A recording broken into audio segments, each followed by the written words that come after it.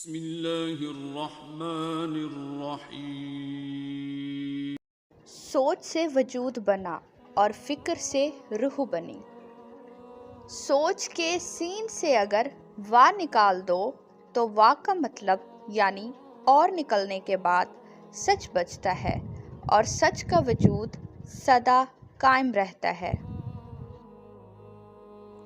ایسے ہی انسان اپنے شوق کی فکر میں رہتا ہے، تب شوق سے آگاہی کی عین یعنی آنکھ پاتا ہے، اور پھر شوق سے وا بے ساختہ نکلتا ہے اور سوچ و فکر کی میں اور تم سے بدل کر لفظ ہم میں ضم ہو جاتا ہے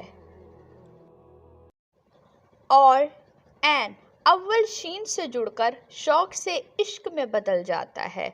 تب سوچ کے وجود میں فکر کی روح سمانے سے عشق وجود میں آتا ہے اور عشق سدا قائم دائم ہے۔